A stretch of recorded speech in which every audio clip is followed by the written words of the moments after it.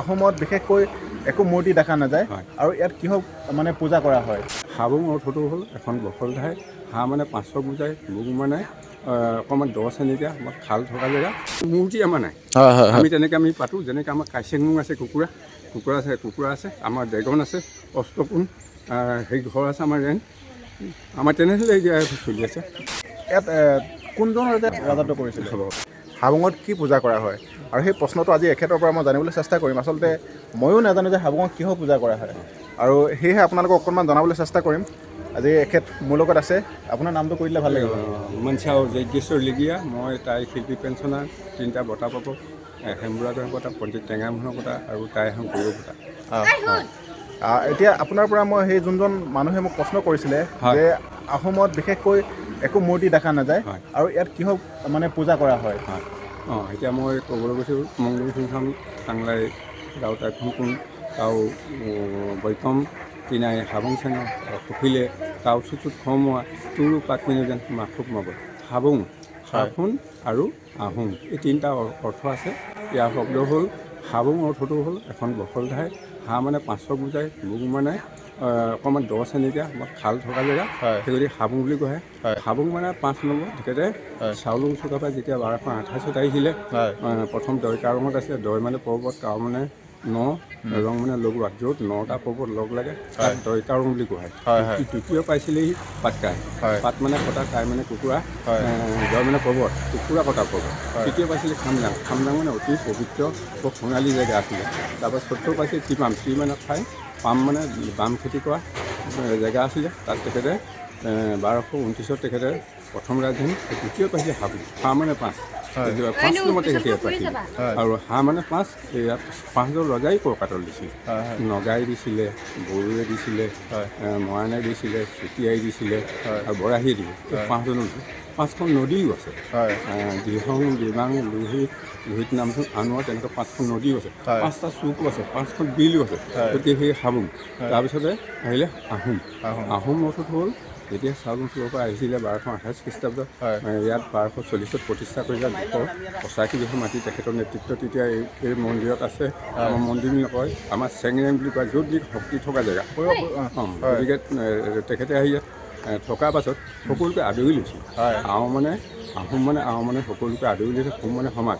এই ইয়াৰ অনুষ্ঠানটো হ'ল সকলো জাতি আহিব পাৰে, ইয়াত সকলোৱে ধৰ্ম বৰ্ণ সকলো আহিব পাৰে, আৰু বামুণ গোসাঁই কোচ কলিতা বুলি কোনো প্ৰশ্ন নাই। আহোম বুলি কোৱাৰ লগে লগে অসমত যিমান মানুহ আছে সকলো তাৰমানে আহোম।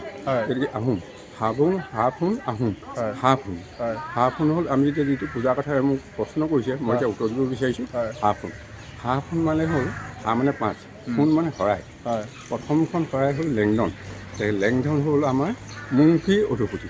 তাৰমানে অসমীয়াত কয় ইন্দ্ৰ, তেখেতে কয় স্বৰ্গৰ অধুপতি, আমি কণিবা তাৰ ভাষাত চাওফা লেংডন, তেখেত হ'ল মুংফী অধুপতি। দ্বিতীয়জন হ'ল কুণ্ঠাল নাগুৰি, সেইজন হ'ল আমাৰ জীৱ সৃষ্টিৰ অধুপতি তেখেতে। তৃতীয়জন হ'ল ঝাঞ্চাই হুং। ঝাঞ্চাই হুং হ'ল তোমাৰ দেৱগুৰু, আৰু তেখেত ধনজন ঐশ্বৰ্য বিভূতিৰ মালিক দেই, অধুপতি তেখেত।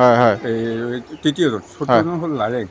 লাৰেং অৰ্থটো হ'ল তেখেত অনন্ত নাগ নাগিনী যগ যখিনী, সৰুচামাল বৰচামাল আৰু হস্মস্বৰ অধুপতি তেখেত। তাৰপিছত আহিলে 5 নম্বৰ হ'ল জাচিংফা, তেখেত হ'ল জ্ঞানৰ সত্তা, জ্ঞান মাৰ্গ, তেখেত অধুপতি।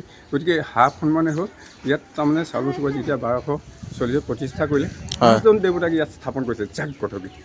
যিটোকে ভবা যায় সেইটোকে যদি ফলিয়াই বা মনোবাঞ্ছা পূৰ্ণ কৰে, তেতিয়াহ'লে তেখেতলোকে আকৌ ইয়াত যি মনত ভাবে, ধৰি লোৱা কিছুমানৰ অসুখ বিসুখ অপায়মল থাকিব পাৰে, বা কিছুমানৰ তোমাৰ ধৰি লোৱা বিয়া বাৰুৰ ক্ষেত্ৰত, বা কিছুমানৰ ধৰি লোৱা সতী সন্ততিৰ ক্ষেত্ৰত, কিছুমানৰ ধৰি লোৱা চাকৰিৰ ক্ষেত্ৰত, যদি তুমি ভাবা যে হাবুং দেও আপোনাৰ গৃহলৈ আহিলোঁ, গতিকে মোক যেনে তেনে জীৱিকা পত্তা দিয়ক, চাকৰি এটা দিয়ক, যদি দিয়ে মই এতিয়া আপোনাৰ বুলি আকৌ আহি তুমি মনতে ভাবিব পাৰা। তুমি কেঁচা শৰাই দিব পাৰা, তুমি হাঁহ কুকুৰা পাৰও দিব পাৰা, তুমি যি তাৰমানে বস্তু দিব পাৰা, তুমি হাতী পৰ্যন্ত দিব পাৰা, তুমি নিজৰ ইচ্ছা কথা।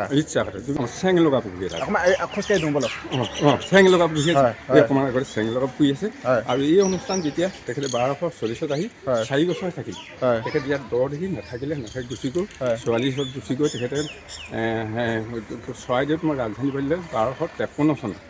গতিকে এই উদ্ধাৰ হ'ল কেতিয়া তোমাৰ 1990 চনৰ উদ্ধাৰ হ'ল হয় যে হাবুং যে এনেকুৱা জেগা থকা যে শক্তি থকা জেগা হয় এজন আমাৰ ইয়াত ধেমাজি জিলাৰ উপায়ুক্ত আহিছিলে তেখেতে মানচা নগেন হাজৰিকা বুলি কয় হয় তেখেতেই প্ৰথম উদ্ধাৰ কৰিলে লাইট টপ দিলে হয় কুকুৰা পাচি কৰিলে পাত কাটিলে আৰু লোকলাও দিলে যিয়াত তাৰমানে গাঁৱৰ ওচৰ ৰাইজে আহে আৰু যদি কাৰোবাৰ প্ৰতি অপায়মান হয় বা কাৰোবাৰ বস্তু যি হেৰাই হয় সেই বস্তু পায় হোৱাৰ কাৰণে তেনেকৈ গৈ যেতিয়া 2016 চনত সৰ্বানন্দ সোণোৱাল আহিছিলে তেখেত সময়ত মুখ্যমন্ত্ৰী আছিলে হয় তেখেতে আহিলে তেখেতে 2 কোটি টকা অনুদান দিলে হয় দিয়াৰ পাছত তেখেত যিখন হেলিকপ্টাৰ আহিছিল তেখেত উঠিলে কিন্তু গৈ যাব নোৱাৰা হয় হয় যেতিয়াই যাব নোৱাৰা তেখেতে আমাৰ গৈ মলঙে গৈ পানী চিটাইলৈ গৈছে তেতিয়াৰ পৰাই মহিমাময় বুলি হাবুঙক কোৱা হয় আমি তেনেধৰণে পাতি আছোঁ গতিকে আমাৰ মূৰ্তি আমাৰ নাই হয় হয় আমি তেনেকৈ আমি পাতোঁ যেনেকৈ আমাৰ কাইচেংমুং আছে কুকুৰা আছে আমাৰ ড্ৰেগন আছে অষ্টপোন সেই ঘৰ আছে আমাৰ ৰেণ্ট আমাৰ তেনেহ'লে এতিয়া চলি আছে প্ৰশ্নটো এনেকুৱা আছিলে যে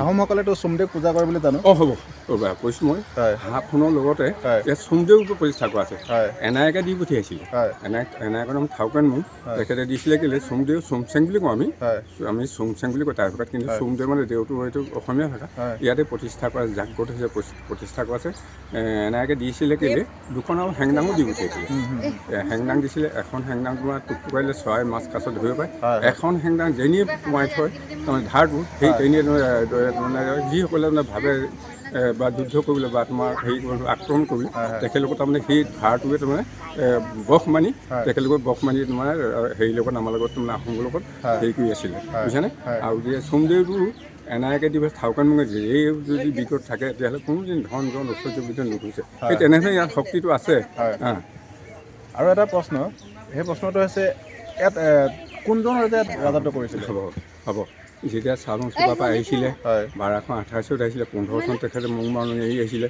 তাৰপিছত আহি 1228 মংৰ সংখ্যা পাইছে মং মানে দেশ জোন মানে পৰিপূৰ্ণ চোন মানে বাৰী খাম মানে সোণালী শস্য দেশ নামাকৰণ কৰিছিলে তাৰপিছত টিপাঙৰ পাইছে টি মানে ঠাই পাম মানে মই কৈছিলোঁ বাম খেতি কৰা জেগাত এই প্ৰথম ৰাজধানী টিপাং দ্বিতীয় ৰাজধানী হ'ল আমাৰ চাউলুং চুকাফাই প্ৰতিষ্ঠা কৰিছিলে 1240ত এই দ্বিতীয় ৰাজধানী এই 4 বছৰ থকাৰ পাছতহে চৰাইদেউ ৰাজধানী পাইছে 1253 গতিকে এনেধৰণৰ হয় হয় হয় মানে চাউলুং চুকাফাই ইয়াত মানে হয় প্ৰথম হয় হয় হয় হয় বাৰু কথাখিনি শুনি জানি মোৰো বহুত বেছি ভাল লাগিলে আৰু হয়তো বহুতে নাজানে আৰু যোনটো প্ৰশ্ন মোক মানুহ এজনে কৰিছিলে যে ইয়াত বিশেষকৈ কিহৰ মানে পূজা কৰা হয় তেখেতে ইমান ধুনীয়াকৈ কথাখিনি বুজাই ক'লে বিৰাট ভাল লাগিলে বাকী ভাল লাগিলে ভালে থাকক সদায় হয় শেষত কি ক'ব শেষত ক'বলগীয়া মোৰ নাই নহয় মই গতিকে ভালকৈ তুমি প্ৰশ্ন যিটো কৰিলা মই উত্তৰ দিছোঁ গতিকে ময়ো তোমাৰ এনেই কোৱা বা সাজি কোৱা নহয় আমি যি নিজে পাইছোঁ পঢ়ি মেলি পাইছোঁ আমাক নহ'লেও এনেই জ্ঞান এটা দিয়ে আমাক যে হাবুং বিষয়ে ক'বৰ কাৰণে আমাক এটা শক্তি দিয়ে যাতে আমাৰ হাবুং বিষয়ে আমি আৰু আগুৱাই নিব